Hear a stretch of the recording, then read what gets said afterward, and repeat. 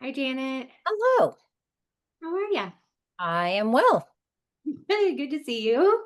We're a couple minutes after the top of the hour. I'm just going to give people a minute to hop on here. Welcome, everybody who's joining us on this live webinar today. I usually like to give people just a second. Well, all right. Excited. This is the third webinar we've hosted this month.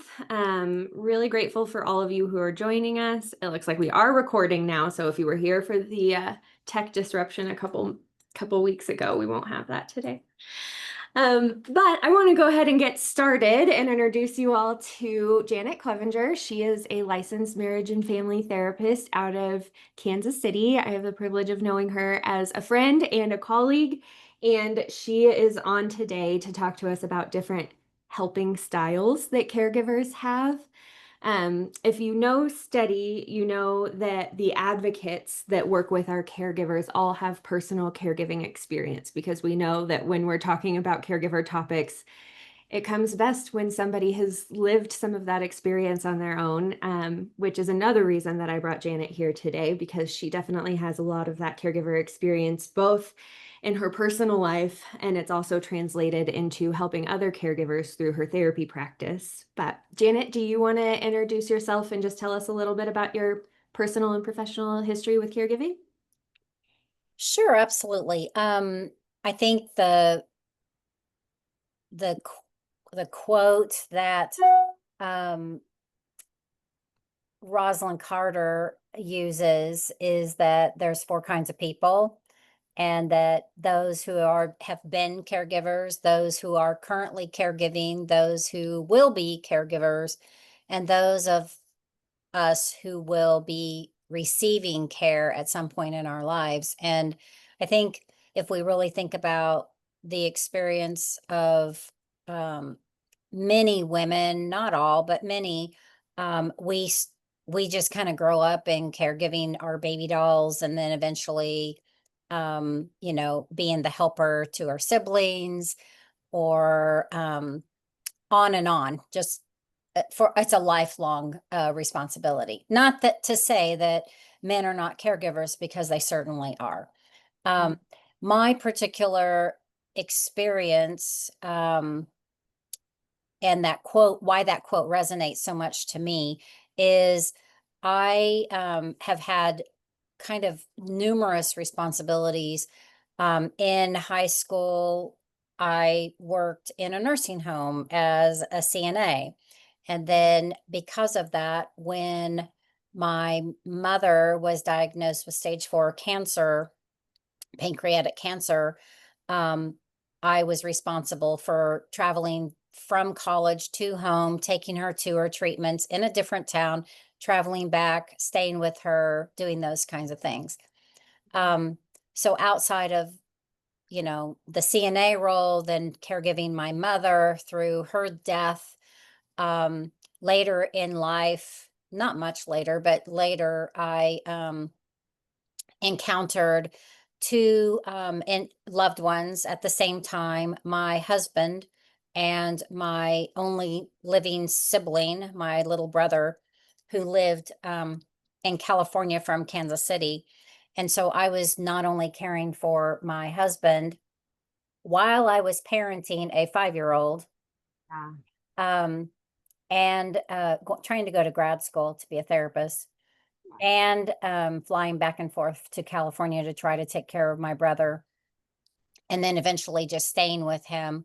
Those responsibilities just really gave me the heart of compassion, which maybe I already had before, but for caregivers. So I Yeah. think that we all end up in caregiving roles, and society and culture kind of assign us caregiving roles. Um, and some of us don't even really think of it as particularly like a role. We just think of it as that's who we are. So, but I see anxiety, I see sadness, I see grief, I see overwhelm, I see conflicts within families, all in this responsibility of caregiving. So it's shows up in my personal practice a lot as well.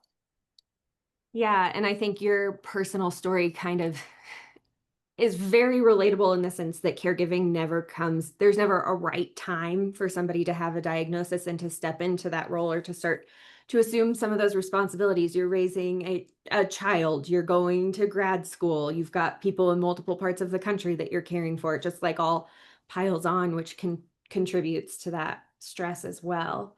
I know you've mentioned kind of gender roles and you've mentioned cultural expectations, societal expectations, that kind of thing, particularly when it comes to this topic today that we're talking about ways that people seek or receive help. How do you think some of those outside influences, whether we're aware of them or not in our personal lives, affect the way that we're able to seek or ask for help? Um, well, I kind of think about little stories that we all grow up with or cultural influences that we grow up with. And so that sugar and spice and everything nice. Mm, And so oftentimes, it's just, or the responsibility to be nice and kind, which I'm not saying that, you know, we shouldn't be. That's not what I'm saying.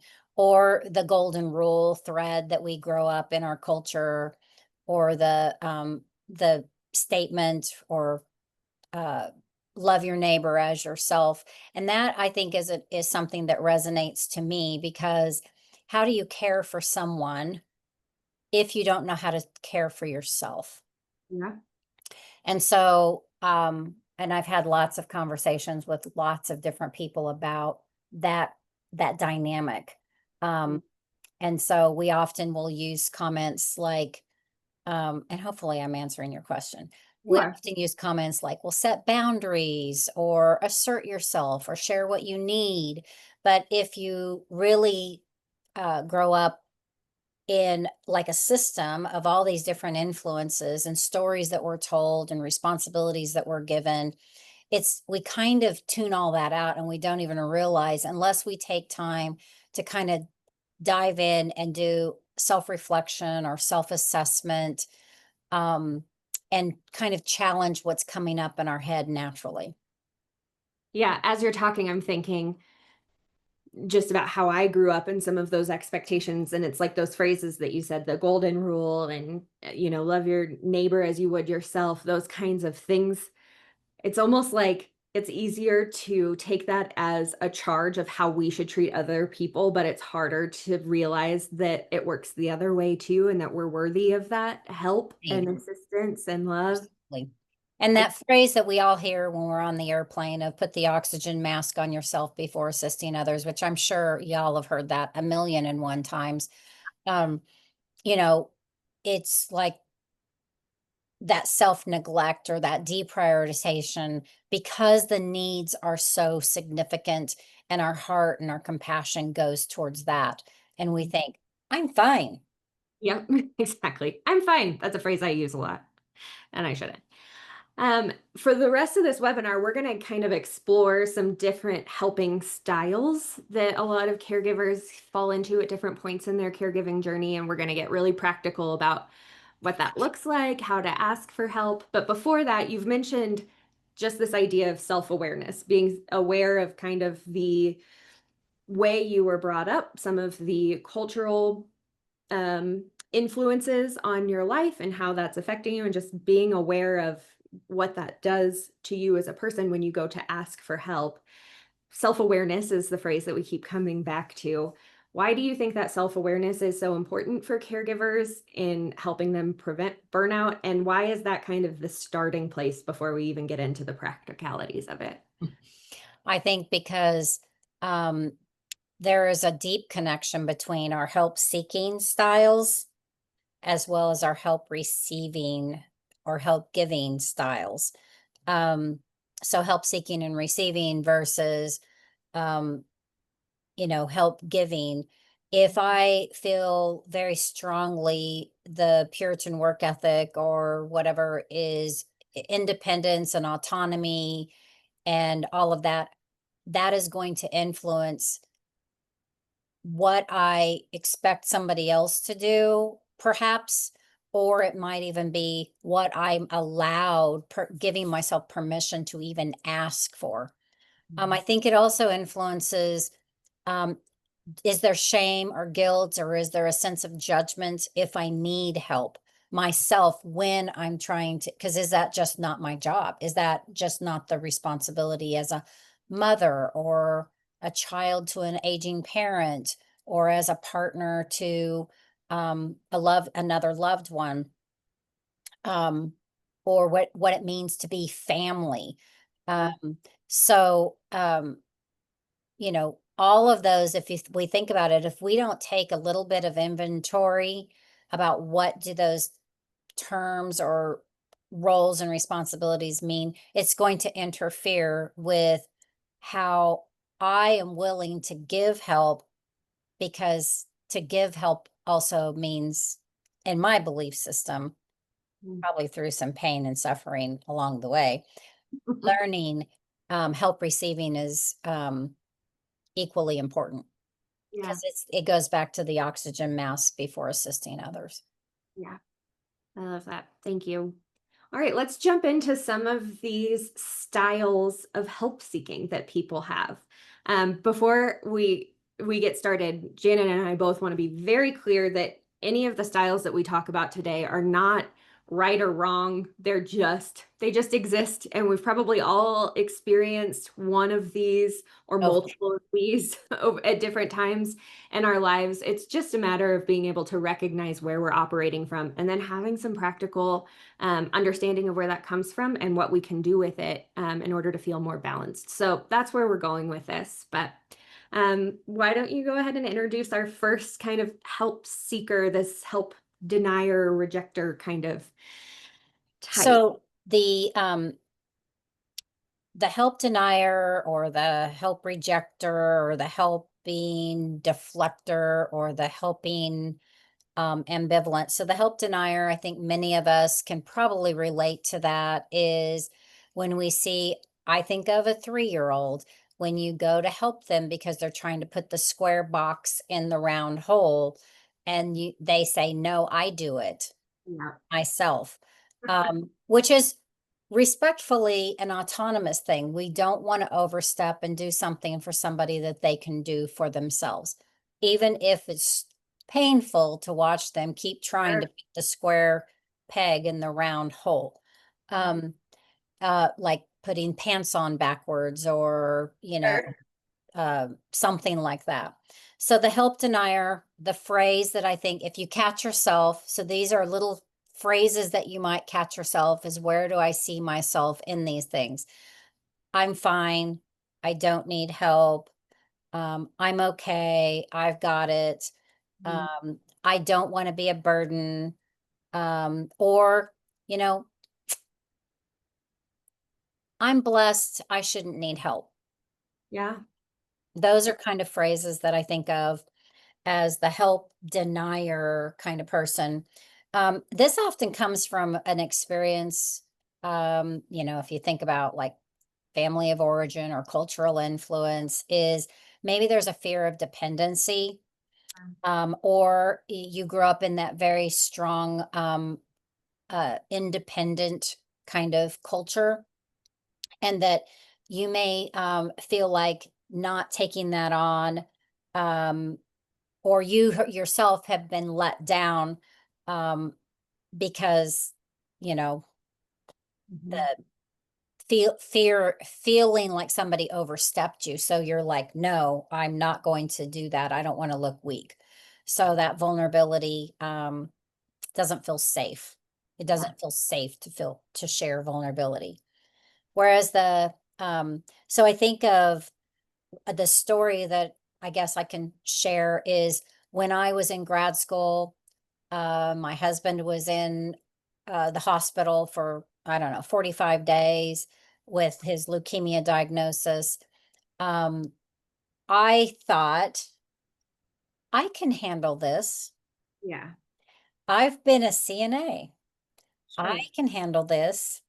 Um, I'm going to be a therapist, and I can handle this. And I was afraid that sharing this big stuff going on in my life, would even make people think differently about my capacity to handle big things, Sure. would maybe make me not as successful as a therapist. So I hid that and I help denied and I kind of rebuffed it as a fear of showing my vulnerabilities.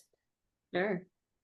I mean, it's almost like well, this is my opportunity to prove that I am as good as I say that I am, which is Indeed. I Yes. I fall into a lot. Yeah. Right. Yes. Um, Whereas the kind of the ambivalent person, so this is that folk that um I really want help. I wish I could have help, but I'm not sure that I feel comfortable accepting help. Yeah. And I think if we all think about that, there are times when people do things for us and it feels like extra vulnerable, or we are afraid of judgment. Um, so if I express my needs, um, I may vacillate between sharing my anxieties and my needs and my worries, and then when somebody offers, it's like, whoa, you just saw me and I feel kind of like totally exposed. I And have to so go back I to may back away, and I can kind of think about it as like that feels a little threatening. So I want to go back in my tortoise shell and stay safe inside there and reject all of that. So I back away from accepting help. So that might be somebody who offers to pick up my child, and oh, it's no problem. I'd be happy to do it. And then you're thinking, oh, but that's a lot of responsibility to go all the way through these other neighborhoods to drop my child off at the house. That's an example. That might be a small example. Sure. Um, Now it doesn't necessarily, we might say things like, yeah, I just don't know. I don't know what I need right now, or thanks, but I probably won't be willing to do that, or I want help, but I'm not sure that that help that you're offering me is going to work. It's not So uh, um you it's might not catch yourself saying things like yeah, but a lot. yeah, but yeah. Yeah, but It's I not got the right time. It's too much to ask. Yeah, but it's yeah. it. Exactly. Mhm. Yeah, so just kind of listening to your own dialogue, or Mhm. that the different parts of ourselves, um, the scared part and that really manager part that are kind of in conflict with one another, not really having compassion for the both, and Yeah. it's both scary and overwhelming, and I could really use help. Yeah, for sure. So if people are starting to see themselves as kind of this help denier, rejecter, or even the help ambivalent who's kind of protecting themselves and turning it down that way, if the first step is bringing around self-awareness and compassion for yourself for feeling that way, understanding why you feel that way, the second step is finding these little red flags. What would you give as practical steps to help people know whether or not that is really protective right now, or if they should stretch and maybe ask for help? Right. Um, Before I answer that, I want to give one more little uh, Yeah. style, and that is the help deflector. And these are the Oh, yeah. folks that many of us might say, oh, I'm fine. How are you? Oh my gosh, tell me more about what's going on with you. My problems are really not that big, or it's okay. I'll be okay. How are you doing? Can I be helpful to you? And I think that's a way to decrease the anxiety. So, again, if you catch yourself doing these things, or you hear yourself in any of those descriptors, which I hear myself in all of those, Sure. um, is kind of exploring our help receiving and our help giving experiences. So, what is my help receiving and helping history? Yeah. I'm receiving help or I'm giving help history.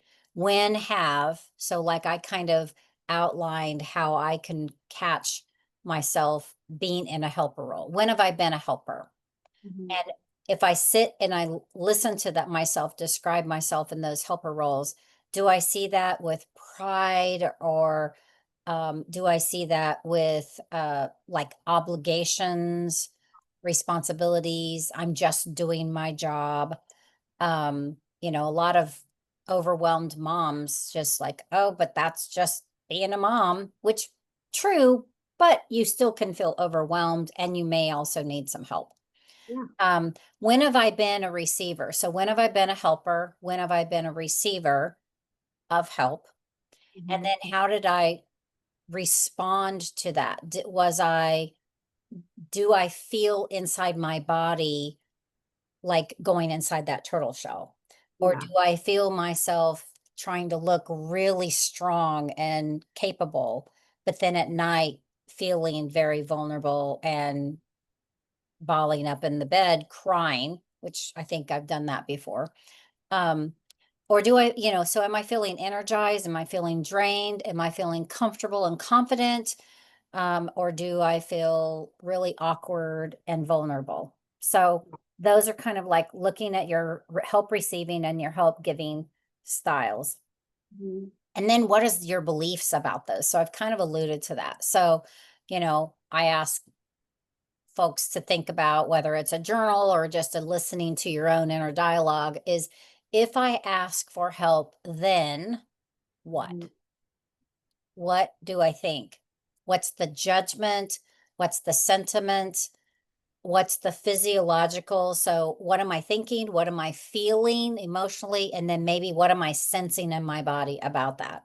Mhm. If I ask others, if I help others, I'm sorry, if I help others, then what?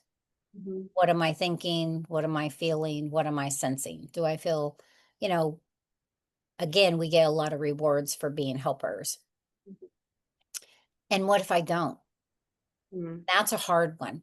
What if I don't? So again, I use my 3-year-old example. What if I just let them get, and I think there's a famous book out right now called Let Them. Um, Mhm.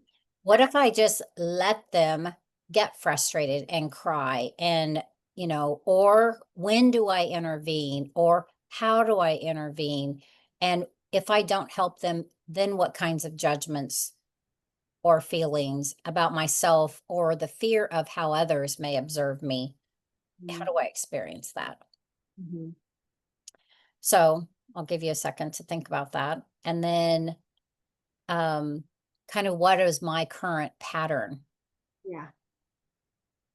So do I catch myself or hear myself offering more help than I receive?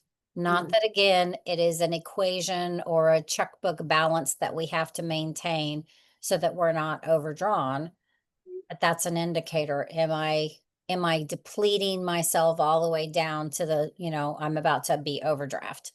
Mhm. Um, I receive more help than I'm receiving more than I help. I'm receiving more. And I think of that as for now, in Yeah. this season, not Mhm. forever, not always. And there Mhm. are different people that have different skills and different ways that we also think about what is helping and helpful. So I think of that person that maybe isn't doing the laundry, or isn't doing the bed changes or the wound care or the dressing, but they're the one that sits by the bedside, or goes on the walk, or plays on the floor with the child, or sits patiently. So helping doesn't have to look like hard work, Mhm. right? Yeah. It can be other forms. I think of even watch little kids. We can learn as adults from our children a lot. Watch little kids when they see somebody who's struggling, and how they offer to help. Mhm. They can't solve the problem for them, but they might just sit with them. Sit with them or play with them or offer a shoulder to cry on. Mhm. Yeah, it's like all of this kind of comes together as okay, if I know where my helping style is coming from, if I know how I've been influenced in my past, I can kind of reflect on how that makes me feel. Am I proud and energized to do this? Am I proud and energized to receive help, to give help? Or is it draining me? And if we're asking that question, the more draining you feel, correct me if I'm wrong, or the more drained you feel, maybe the more help you need, and the more support Right. that you need. So, and understanding your help giving styles and your help seeking styles, and understanding what your, starting with self awareness, um, because I have this little phrase is we cannot change what we cannot acknowledge. So I've got to do my inventory and take my assessment. Once I identify that and I recognize that I'm out of balance or I have a tendency to be maybe an overfunctioner or a rescuer, Mhm. um, then you can ask yourself some reflective questions. Um, you know, do you hesitate asking for help because is it because then I feel guilty or I feel ashamed or I feel it's a duty or I don't even really know. And I think curiosity about sitting with that ambiguity and that uncertainty and kind of digging in, also looking at where does that sit in your body can be a clue as to, if I feel like I'm shrinking, maybe it's because I'm going to be I feel embarrassed. Mhm. um, if I feel like I need to move out and project myself as really strong, maybe it's because I need to feel like I'm really strong and show the world that I'm strong and I've got this. And not that we all don't want to feel those things, right? I mean, most of us want to avoid feeling small or Ah, vulnerable, and all of us want to feel pretty strong and capable. yeah. Um, so, um,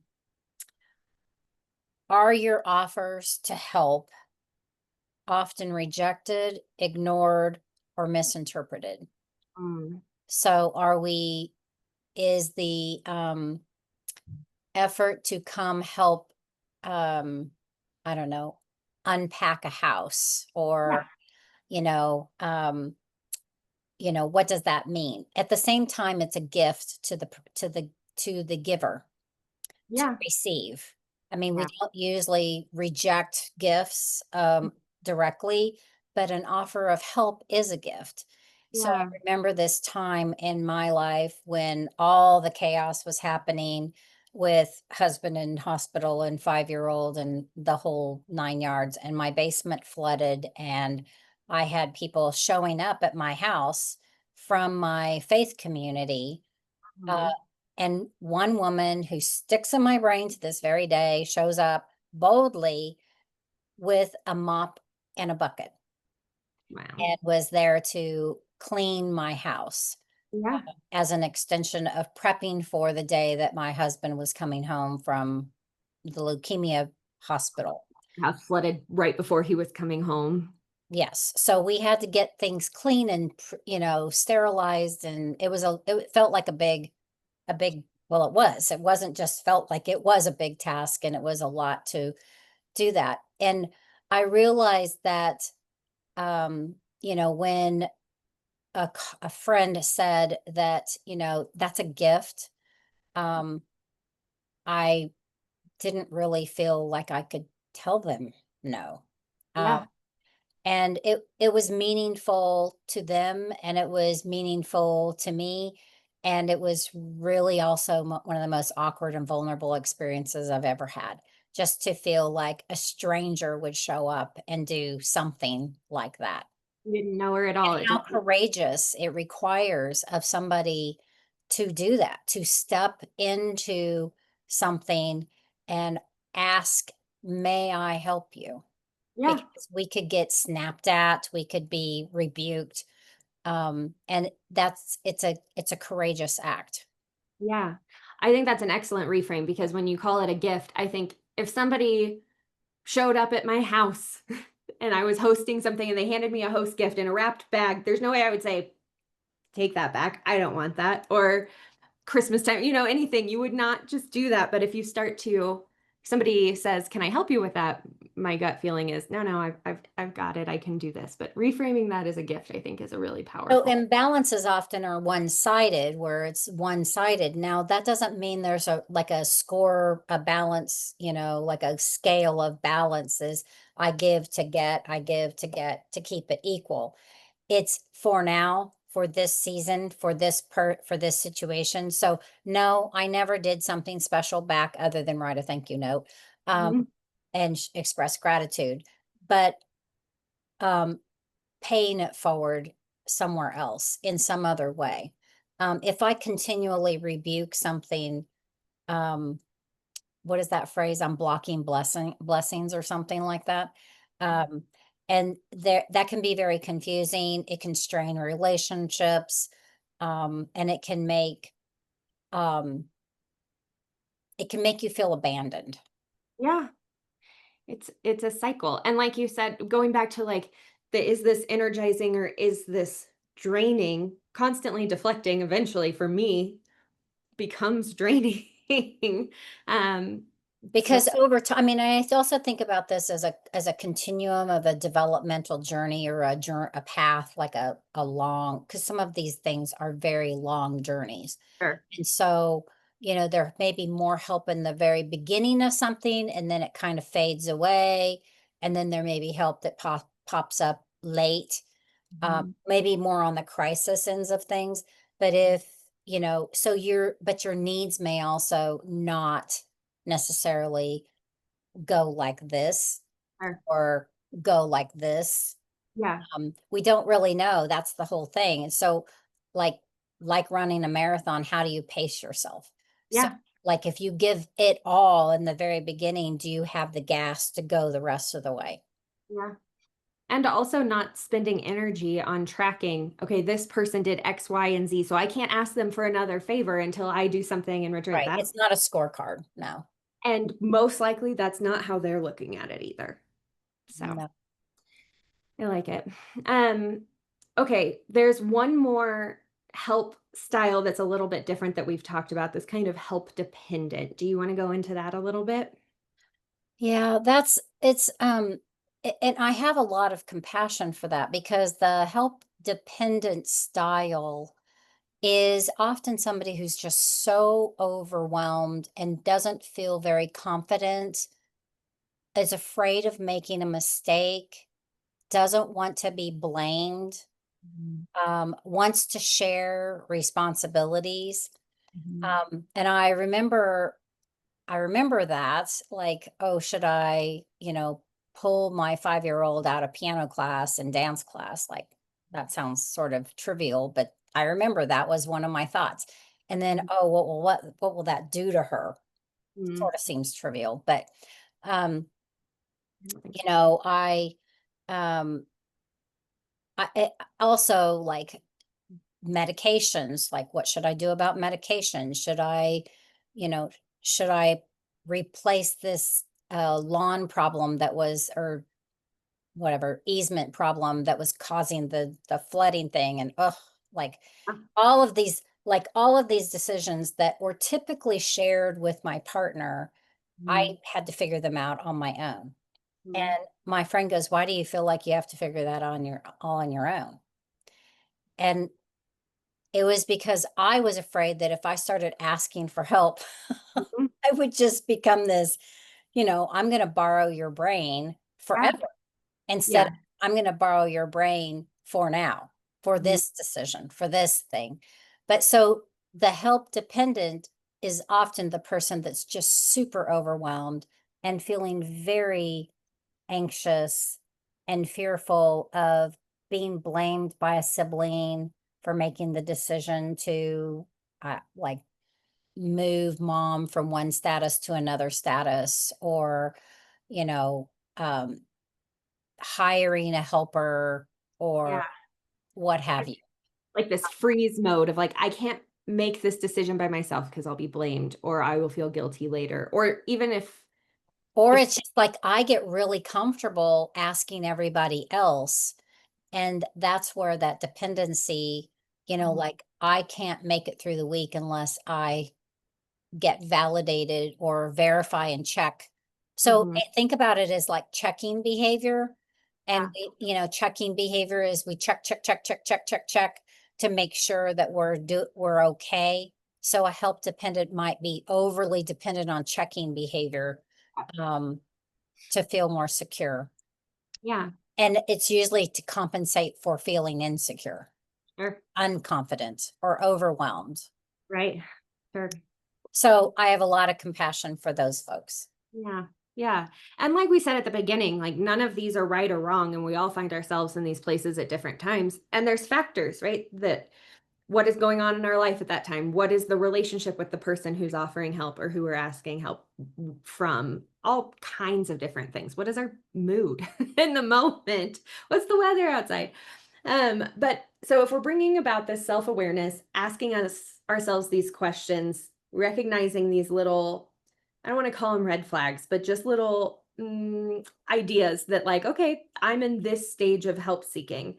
How do we how do we assess in ourselves? Is this a healthy place for us to be, or how can we move to a more balanced place? How do we kind of measure that in ourselves?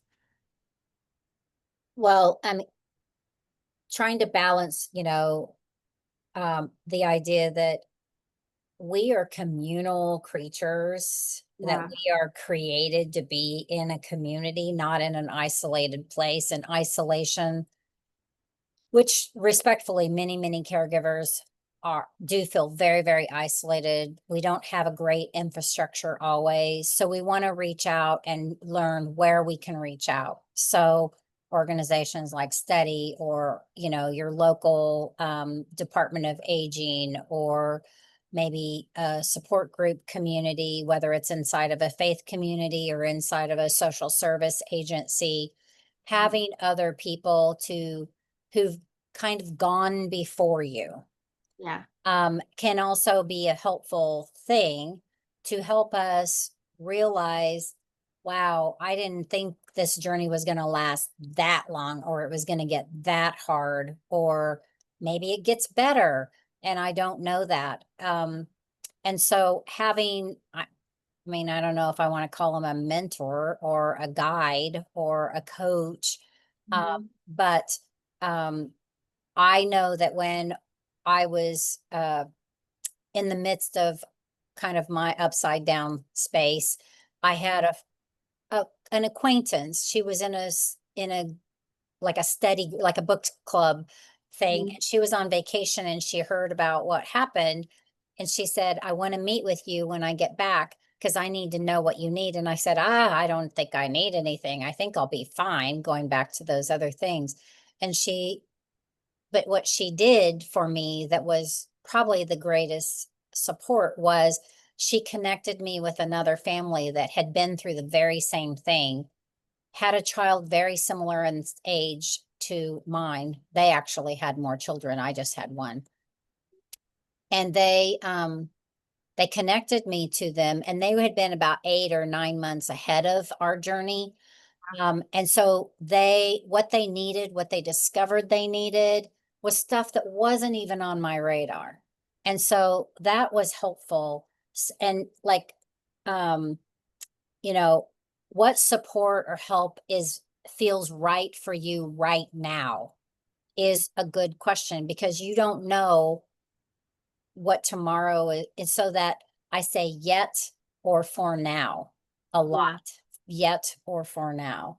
Um, and offering choices and having that creative option of, am I going, to a, a support group Mhm. just to kind of feel like I'm not in this alone because I can't tell my story to my friends because they've already heard it 100 times. And maybe I'm worried they don't want to hear it again. So I think finding ways, so how do I support myself so that I can keep doing this journey? Mhm.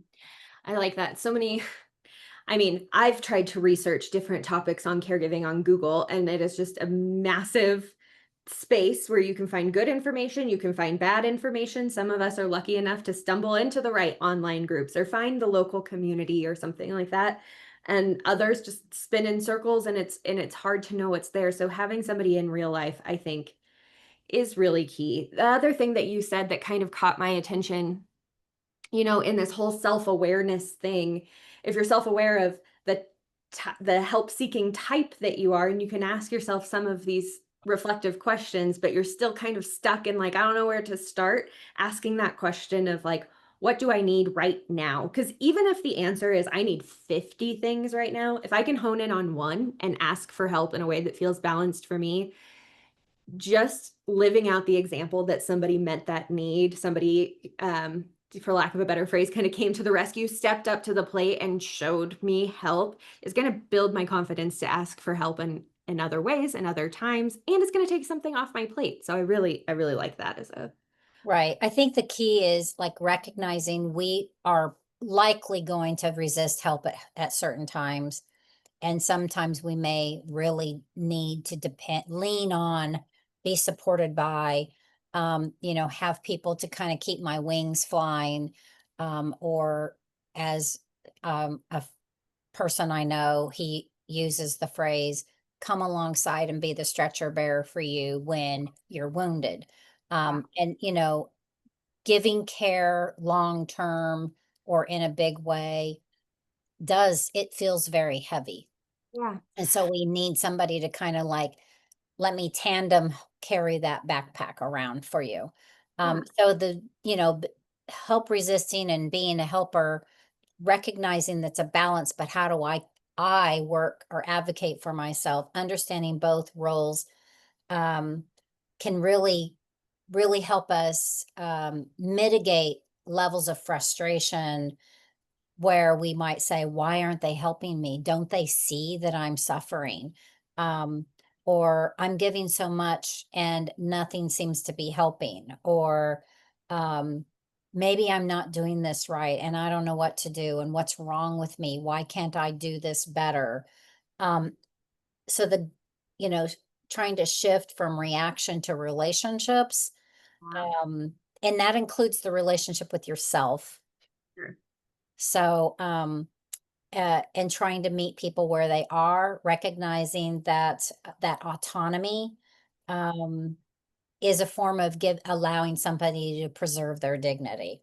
Yeah, So if somebody doesn't want, so this again doesn't mean that help rejecting, whether that's the person you're trying to give help to, or you yourself rejecting help, doesn't necessarily mean there's something wrong with you. It just means that you're working really hard to preserve what feels like dignity and self-respect.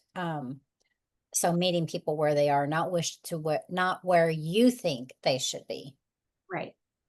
And on either side, if you can reflect in that moment and ask yourself truly, am I deflecting this help or am I rejecting this help because it is protective, or am I rejecting or deflecting because I think I should? And where do you get the permission to have both and?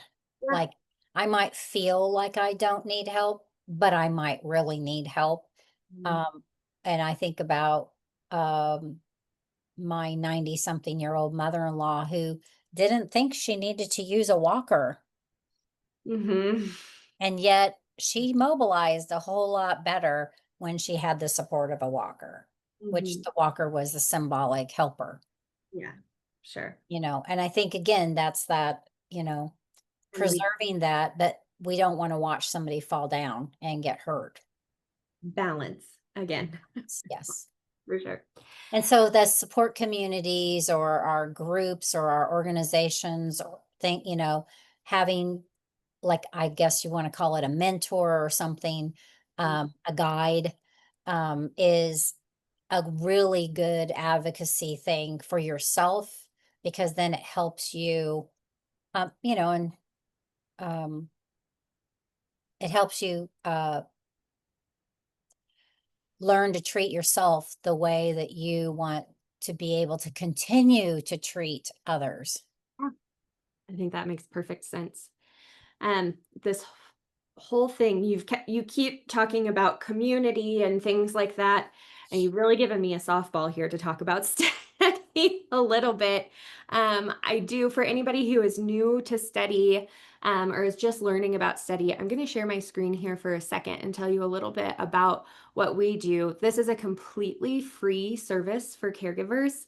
And let's see, we are kind of philosophy here is that every caregiver, when you step into a caregiving role, we know the data shows us that you're at higher risk for your physical health declining, your emotional health, your mental health.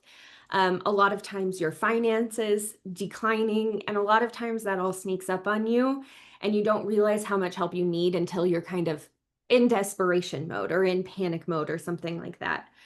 So at Study, what we do is we have several advocates on staff. Our advocates are people who have three things in common. They've been in your shoes in some way, shape, or form because they have personal experience with caregiving, kind of like Janet here.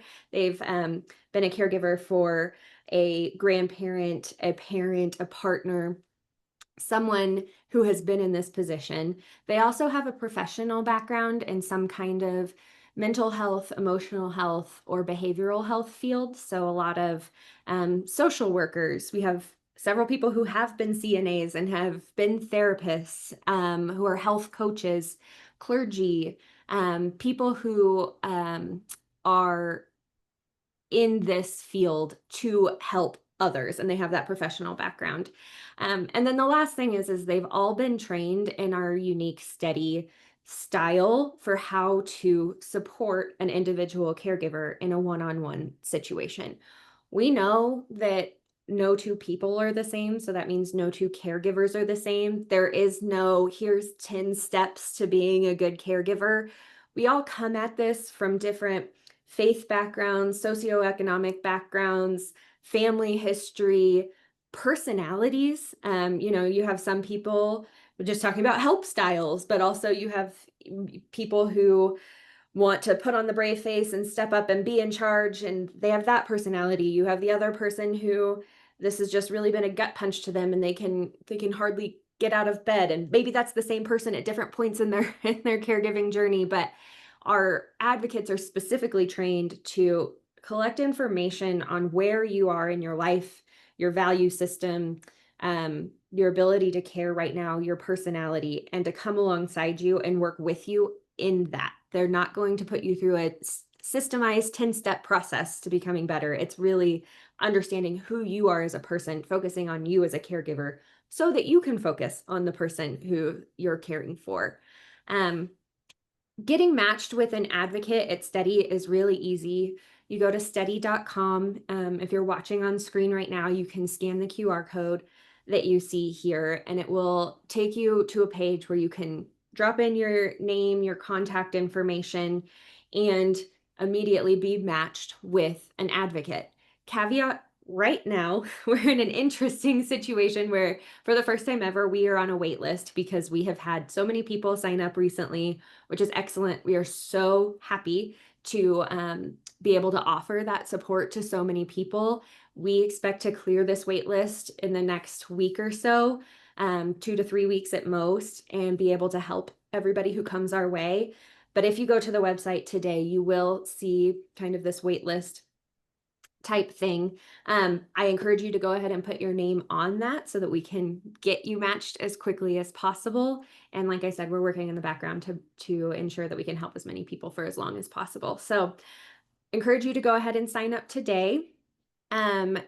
My friend and colleague Jessie is actually on the call with me too. If you have any questions, she's kind of managing the chat. Feel free to drop your questions in the chat, and Janet and I can kind of field those as we wrap up here. But while people are thinking if they have any questions, Janet, just as kind of a wrap up, if you could give caregivers one piece of encouragement or one piece of advice, one thing to walk away from this webinar with, what would it be? I guess my mantra phrase would be, like I've kind of led you through my help history, my core beliefs, and my patterns. And once you see that, the action is how do you change your relational context with Yeah. yourself and with your loved one that you're caring for. So I think I would leave you with this statement that asking for help is an act of courage, and helping and receiving are both parts of a healthy connection. Love that. It's part of our human experience. Yeah. And everybody, I think, has a richer experience when we all kind of step into it that way. So, right. After this webinar, anyone who signed up will receive the recording of this. Janet has also shared some resources, some reflection questions, things like that, that we will email out that you can use as prompts to kind of uh, be honest with yourself and discover your own help seeking style and have some strategies for how to do that in a more balanced way. Janet, I really appreciate you taking the time to be with us Yeah, today. thanks for asking. Yeah, Well, absolutely. All right. Well, we will let everyone go. Thank you so much. thank you.